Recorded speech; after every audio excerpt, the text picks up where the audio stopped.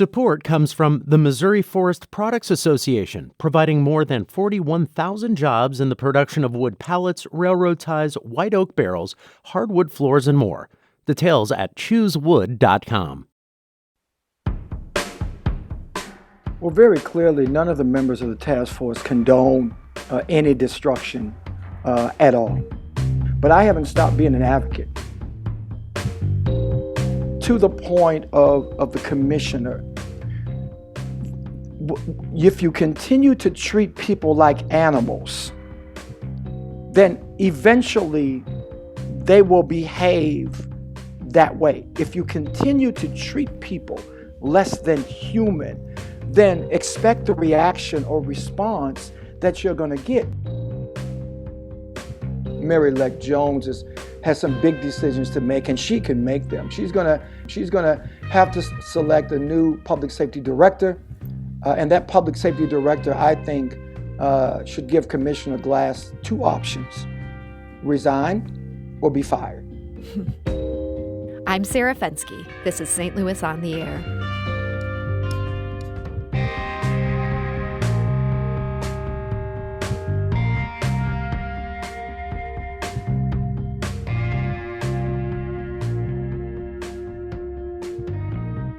On the night of Easter Sunday, inmates at the City Justice Center downtown again seized control of some areas of the jail.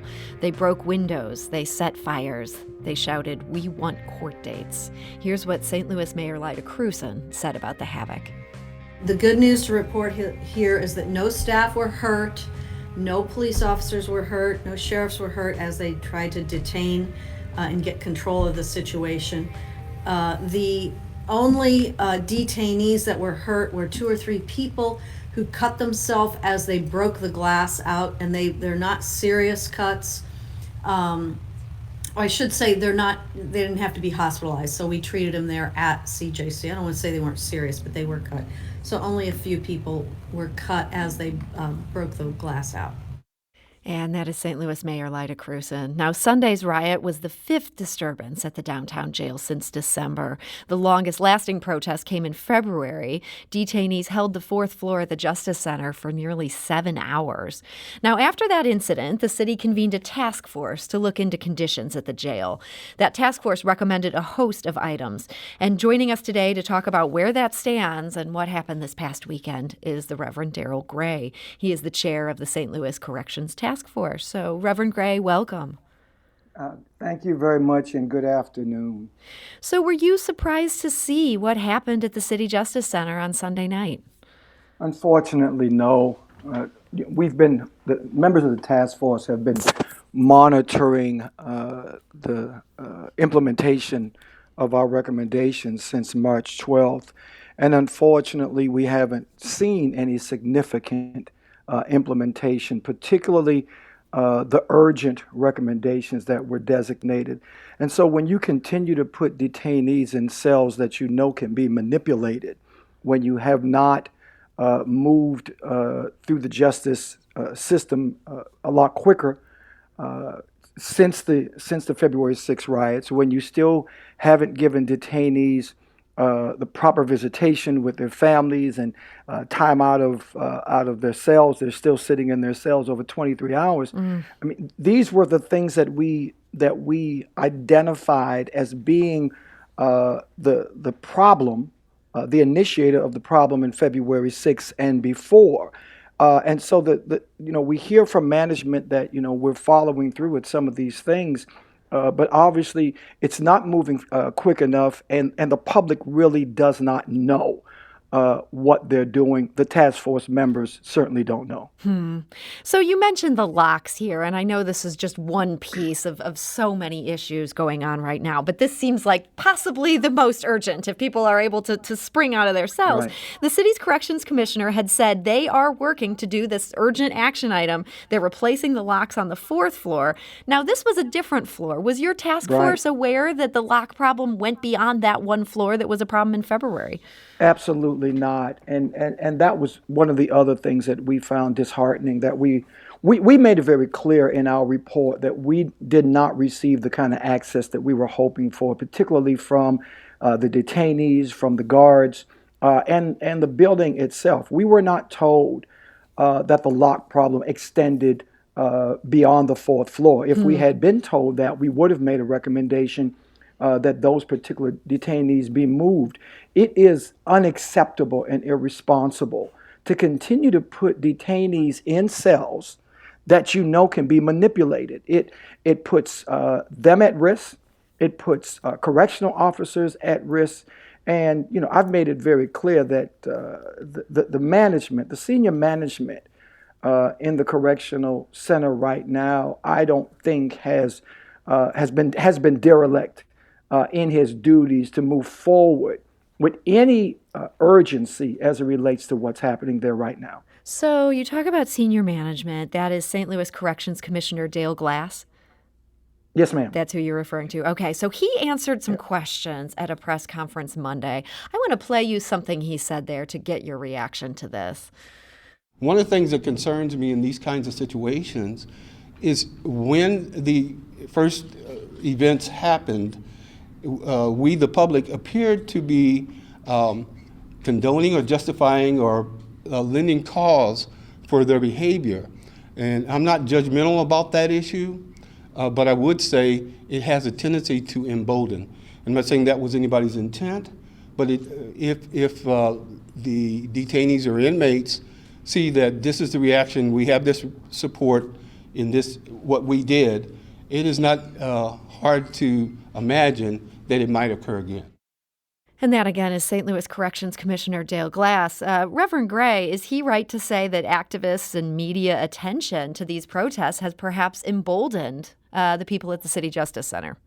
Well, very clearly, none of the members of the task force condone any destruction at all. We don't condone it. We've made that very clear. But we do believe that there are some legitimate concerns that if they had been addressed prior to December 29th, that it could have mitigated what took place. We're very clear, and I think that we've said it. I mean, I'm an advocate. I'm an advocate for criminal justice reform. Everyone knows that. I asked to be on the task force. I am thankful that Mayor Cruson saw fit to put me on the task force, but I haven't stopped being an advocate. But to the point of the commissioner, if you continue to treat people like animals, then eventually they will behave that way. If you continue to treat people less than human, then expect the reaction or response that you're going to get. They knew 5 years ago that those locks were broken. The COVID is not the only reason that there's been a logjam in the courts, and we don't see any movement to try to get hundreds of people out of a building that obviously is overpopulated. And so when we talk about an independent civilian oversight committee, we're saying that we need an entity that on a regular basis is going to monitor what is happening within that facility, that is going to review cases, incidents that take place within that building, so that detainees know that someone is looking out to make sure that their constitutional rights are not violated or that they are living in humane conditions. These are still detainees who have not been to court, who are still innocent until proven guilty. And then hopefully we can move forward with creating this independent oversight committee. I know that Alderman Joe Vaccaro, who chairs the Public Safety Committee, is in agreement to that. And so that's positive. What he has done so far is to make the task force a subcommittee of the Public Safety Committee. I know that there's other action to move this oversight committee forward. I'm familiar with the legal action that has taken place. I was asked to be one of the complainants. The only reason I said no is because we're already in the process to see how quickly we can move this through the Public Safety Committee and through the Board of Aldermen. And when you talk about that litigation, that's coming from attorney Alad Gross. There's some other people hoping to bring some action through the court system on this. You're still interested in trying to work in this process that's begun. Is the fact that this hasn't become a permanent corrections oversight board like you're looking for, is this just something where Mayor Cruson is waiting to see what her successor will do? Is that your sense of why the Board of Aldermen has had to take the lead at this point? Well, I think that the Board of Aldermen took the lead at this point because Alderman Vaccaro and Alderman Board were part of the task force. Oh, okay. I think that they heard for over a month the concerns that were raised. I think that they heard the problems or the lack of communication between the correctional staff, management, and police and sheriff. I think that we saw the disconnect and the dysfunction of the correctional center, to the point where, to their credit, and particularly to Alderman Vaccaro's credit, he said, okay, let's see what we can do right now. Now, we're hoping that subcommittee can meet within the next couple of days and at least put together a framework for that oversight committee. I know that with Mayor-elect Jones, I know that she has indicated her support of an independent oversight committee. I think that that's a positive thing. I mean, I understand Mayor Cruson saying we might wait till the next mayor comes, but I looked Mayor Cruson in the face. She assured me that she would continue to be mayor until she leaves office. And so I'm expecting the mayor's office, I'm expecting the Board of Alder people to move quickly on this, because you've said it yourself. That third floor, 60 detainees. What if they had escaped? It's the third floor. Mm-hmm. So it's only a miracle that February the 6th and last Sunday, no one was hurt seriously or no one was killed. That potential was there in both cases. As again, it is unacceptable and is irresponsible. And we just believe that an entity like an independent oversight committee could help to move this along, and we believe that was why it was part of the 13 urgent recommendations, because we found that that what happened Sunday could happen again, and it did. And so people need to move with some haste. People need to move at a more deliberate speed, because people's lives are literally at risk. Now, in our final minute here, Reverend Gray, you said that you believe St. Louis Corrections Commissioner Dale Glass has been derelict in his duty. Do you believe he needs to leave that position and we need someone new in charge of corrections?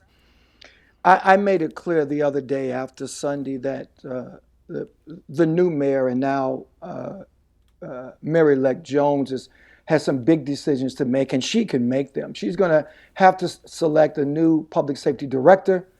And that public safety director, I think, should give Commissioner Glass two options: resign or be fired. Well, that's not to put too fine a point on it. So you'd like to see some action on that. I know you'd like to continue this oversight. What's the number one thing that the incoming mayor needs to do here as far as just the safety of these detainees going forward? Well, I mean, she definitely is going to have a big decision to make, because I know that she, like I do, supports the closing of the workhouse. The problem right now is you have 2 floors that cannot be used because the detainees have destroyed these 2 floors, in addition to primarily because of the faulty locks. You have nowhere else to, right. And unfortunately, we are out of time today, but that is some important decisions that need to be made here. Reverend Darrell Gray, thank you so much for joining us today.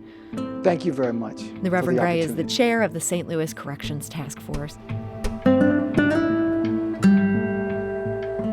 This is St. Louis on the Air on St. Louis Public Radio, 90.7 KWMU.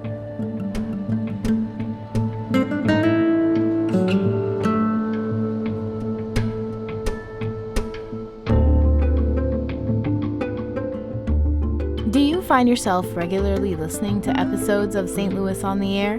Suggest us to a friend you think might enjoy our conversations, and leave us a review and rating on Apple Podcasts on the App Store. It's the simplest way to help people discover our show. Thank you. St. Louis Public Radio is a member-supported service of the University of Missouri St. Louis.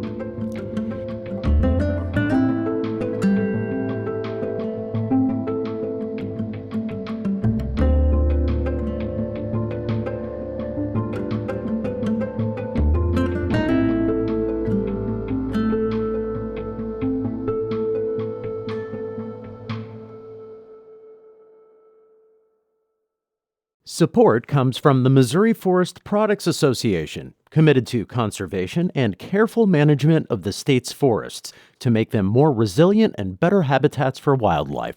ChooseWood.com.